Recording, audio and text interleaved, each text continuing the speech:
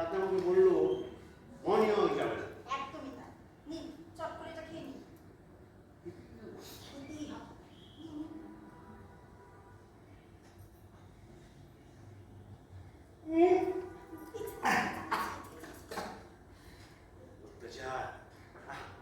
Good boy.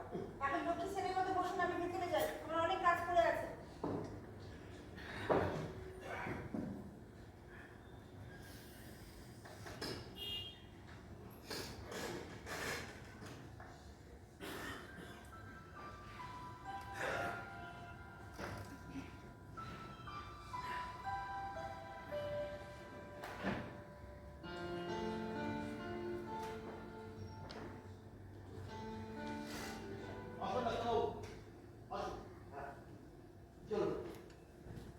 Morning young man.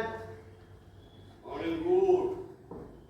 সকালবেলা ডাক্তারের মুখদর্শন, সারাটা দিন নিজেকে রুগী রুগী মনে হবে। কেন বাজে কথা বলছো? হ্যাঁ, প্রতিদিন কাইমাকি না, সব এখন অভ্যেস হয়ে গেছে।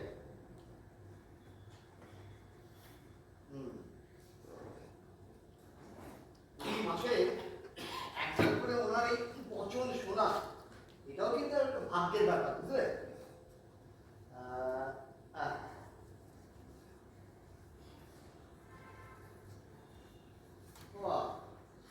কেমন বুঝলে? আর কয়েকটা পরীক্ষা করে নিই, তারপর বলছি। ভূপতিবাবু, এবার একটু জোরে জোরে শ্বাস নিতে হয় আপনাকে।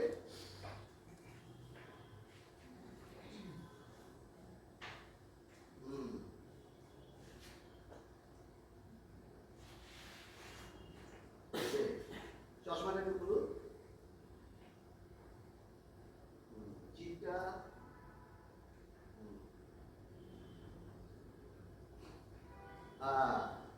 এই বয়সে যতখানি ভালো থাকা সম্ভব, ভূপতিবাবু তার থেকে বেশি ভালো আছে, ফিট আছে। ফিট তো থাকবোই। সকাল থেকে 4-5 বার হাঁটি, যোগা প্রাণায়াম করি, ব্যায়াম এক্সারসাইজ করি।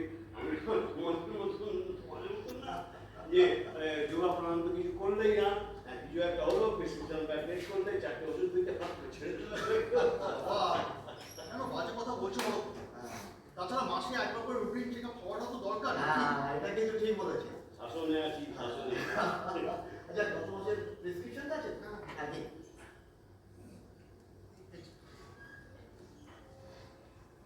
হ্যাঁ, যে ওষুধগুলো দিয়েছিলাম, হ্যাঁ সেগুলো সবগুলো চলবে, শুধু 2 নম্বরটা ডোজটা একটু বাড়িয়ে দিলাম, সকালে একটা, বিকেলে। ভালো। হ্যাঁ, একটু প্রয়োজন আছে, সেই জন্যই বাড়ানো। ঠিক আছে? ভূপতিবাবু, কোনো টেনশন করবেন না। হ্যাঁ, কোনো সমস্যা হলে অবশ্যই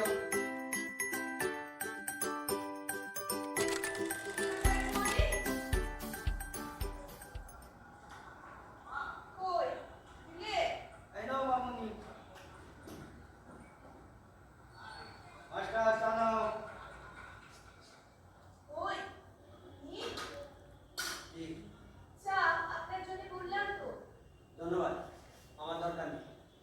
সবকিছুই কি দরকারি হয়? কিছু না হয় অদরকারি হলো। আরে খেয়ে নাও, সকাল থেকে তো পেটে কিছু পড়েনি। আবার যাচ্ছ তুমি? আমি নয়তো কি? কি বিক্রি করছেন বলুন তো? আচ্ছা, আপনি দুপুরবেলায় টিফিন করেন? সেটা জানে কি আপনার খুব দরকার? না, আপনাকে কখনো খেতে দেখিনি তাই বললাম। আশ্চর্য তো, সবকিছু আপনাকে দেখেই করতে হবে। আমার খাওয়া হয়ে গেছে। এরকম করছেন কেন?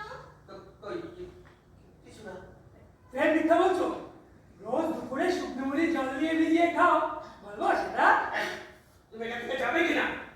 আমি? অদ্ভুত তো, আমি আপনাকে কি ক্ষতি করেছি বলুন তো? অনেক অনেক ক্ষতি করেছেন। এই যে আমার ন্যায্য চাকরিটা আমার থেকে কেড়ে দিতে চাইছেন, এটা কি যথেষ্ট ক্ষতি নয়? চাকরিটা তো আমারও প্রয়োজন, সেটা পাওয়ার জন্য চেষ্টা করবো না? হ্যাঁ করুন, তার একটা নিয়ম আছে, পদ্ধতি আছে। এখন অনিয়মটাই হচ্ছে নিয়ম, বুঝলেন সরল বাবু? সব কি ওই সরল রেখায় চলে? আর আপনিও না একটু নমনীয় হতে শিখুন, মানে ওই একটু দেখতে শিখুন। আরে মধু, এখানে কি করছো? এই